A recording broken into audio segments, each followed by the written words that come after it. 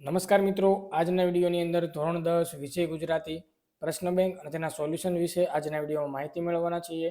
મિત્રો, વિડીયોમાં આગળ વધતા પહેલા જો તમે ચેનલમાં નવા હો તો આપણી ચેનલને સબસ્ક્રાઇબ કરીને બેલ આઇકોન પર ક્લિક કરી દેજો, એટલે જ્યારે ચેનલમાં નવો વિડીયો અપલોડ થાય તેની માહિતી તમને સૌથી પહેલા અને સૌથી ઝડપથી મળતી રહે. વિડીયોના સોલ્યુશનની પીડીએફ પ્રશ્ન બેંકની પીડીએફ જે પણ મિત્રોને ડાઉનલોડ કરવી હોય તો વિડીયોના ડિસ્ક્રિપ્શન બોક્સમાં તમને ટેલિગ્રામ ગ્રુપની લિંક આપેલી છે, એમાં તમે જોઈન થઈ જજો. એમાં તમને બધા જ વિષયના પ્રશ્ન બેંકની પીડીએફ ફાઇલ, બોર્ડને લગતા આઈએમપી પેપર, એના સોલ્યુશનની પીડીએફ ફાઇલ બધું તમને ટેલિગ્રામમાંથી મળી જશે. તો આ વિડીયો તમારી આજુબાજુમાં ભણતા ધોરણ 10ના દરેક વિદ્યાર્થીને શેર કરજો, તો એ પણ મિત્રો પેપરનું સોલ્યુશન કરી શકે. તો જોઈએ એની અંદર સૌપ્રથમ ધોરણ 10 છે, subject Gujarati, first language, question bank number January 24, marks છે 25. સૌથી પહેલા જોઈએ એની અંદર શું તમને કહે છે. ચલો, વિભાગ નંબર એની પહેલા આપણે ચર્ચા કરીશું. જે તમારો ગદ્ય વિભાગ આપેલો છે, 9 ગુણનો તમારો પ્રશ્ન છે. તો વિભાગ નંબર એ 9 ગુણનો છે. પેલું છે નીચેના જોડકા યોગ્ય રીતે જોડી ફરીથી લખો. ગમે તે તમારે એક લખવાનું છે. 2 ગુણનો પ્રશ્ન છે. ચાલો, સૌથી પહેલું તમને કૃતિ, એની સામે લેખકનું નામ આપેલું છે. તો પહેલું આપ્યું છે ભૂખથી ભૂંડી ભીખ, બરાબર, અને પછી વિરલ વિભૂતિ. તો આમાં આવશે પન્નાલાલ પટેલ. તમારે કોમેન્ટ કરવાની છે કે પન્નાલાલ પટેલનું આ પૂરું નામ શું છે. પૂરું નામ પન્નાલાલ પટેલનું, બરાબર. જેને આવડતું મિત્રો કોમેન્ટ કરવાની છે. પછી છે વિરલ વિભૂતિ, જેમાં આવશે આત્મપ્રીત અપૂર્વજી, આ આવશે, બરાબર. તો આ રીતના તમારા 2 થઈ ગયા. ચાલો આગળ લઈએ. આગળમાં તમને અથવામાં પ્રશ્ન આપ્યો છે હિમાલયમાં એક સાહસ અને ભૂખથી ભૂંડી ભીખ, એની સામે સાહિત્ય પ્રકાર તમારે કહેવાનો છે. તો સૌથી પહેલા આપણે હિમાલયનો એક પ્રવાસ છે, એટલે કે પ્રવાસ નિબંધ છે સાહસ વાળો, અને ભૂખથી ભૂંડી ભીખ છે એમાં આવશે નવલકથા ખંડ, બરાબર.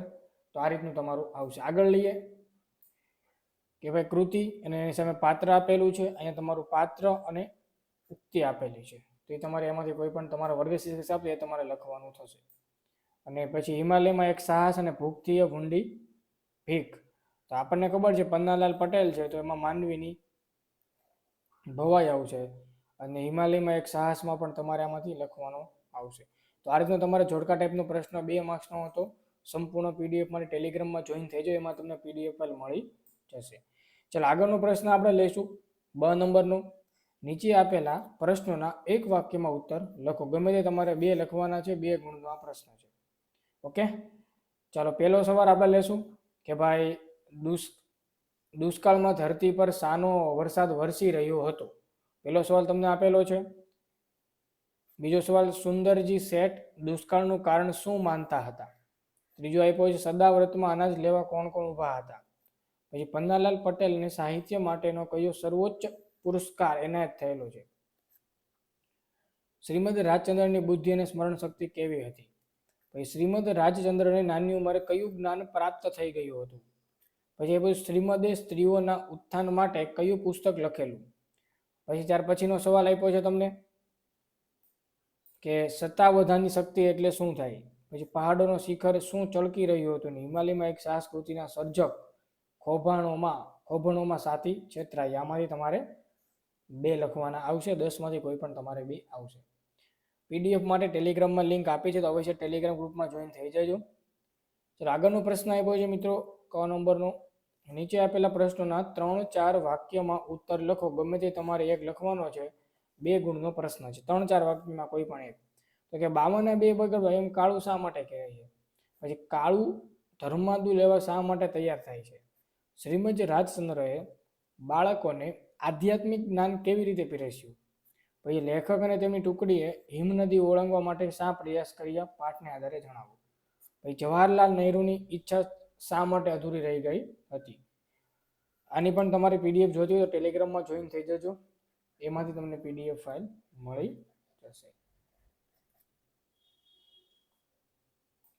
ચલો, આગળનો સવાલ લઈએ. નીચે આપેલા પ્રશ્નોના 8-10 વાક્યમાં તમારે જવાબ લખવાના છે. મુદ્દાસર છે, ગમે તે એક લખવાનો છે. 3 ગુણનો પ્રશ્ન આપેલો છે. તો પહેલો સવાલ તમને આપેલો છે લાટ હોત તો લેત પણ કણબી છું એટલે નહીં લઉં, બરાબર. એ કાળુના સ્વમાનની વ્યક્તિત્વનો પરિચય આપો. ભુક્તિએ ભૂંડી ભીખ, પછી આ રીતના 5 સવાલ તમને અલગ અલગ આપેલા છે, એમાંથી 5માંથી તમારે કોઈ પણ એક લખવાનો છે, જેના તમને 3 ગુણ મળશે, બરાબર. ચાલો આગળ લઈએ વિભાગ નંબર બી. હવે આવે છે પદ્ય વિભાગ. આમાં પણ સેમ, પહેલા તમારે જોડકા ટાઈપના પ્રશ્ન આવશે બધા. તો જોઈએ આપણે. પહેલું તમને આપ્યું છે કૃતિ, એની સામે સાહિત્ય પ્રકાર છે. તો એક બપોરે અને પછી ચાંદલિયો તમને આપેલો છે. તો એક બપોરે છે એ મિત્રો ઉર્મી કાવ્ય છે, અને ચાંદલિયો જે છે ને એ લોકગીત છે. શું છે? લોકગીત. આ તમારો 2 માર્ક્સનો જવાબ. પછી આપ્યું છે કૃતિ અને સાહિત્ય પ્રકાર. તો પહેલું તમને આપ્યું છે ચેતજે જીતમાયમ હાર અને દીપ ઓલવવું, બરાબર. તો આ રીતના 2 સવાલ આપેલા છે. ત્યાર પછી તમને નીચે આપ્યું છે સર્જક કરતા, કૃતિ અને સર્જક કરતા. તો ચેતજે જીતમાય હાર અને એક બપોરે, બરાબર. તો એક બપોરે જે છે એમાં આવશે ઉર્મી કાવ્ય. શું આવશે?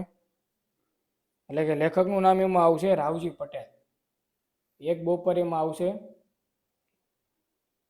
રાવજી પટેલ. ઓકે, ચલો આગળ લઈએ.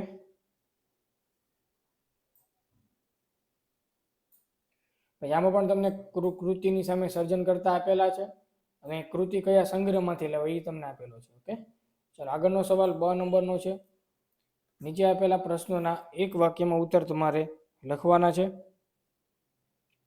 ગમે તે તમારે 2 લખવાના છે. પ્રત્યેકનો 1 ગુણ છે. ટોટલ તમારા 2 માર્ક્સનો પ્રશ્ન થશે. તો બપોર શાનું પ્રતીક છે? કવિ રાવજી પટેલને કયો રોગ થયો હતો? એક બપોરે કૃતિમાં શાનું આલેખન થયું છે? ભારવેલું અગ્નિ એટલે શું થાય? એક બપોરે કાવ્યના કવિ પોતાની માતાને કયા કામ સોંપે છે?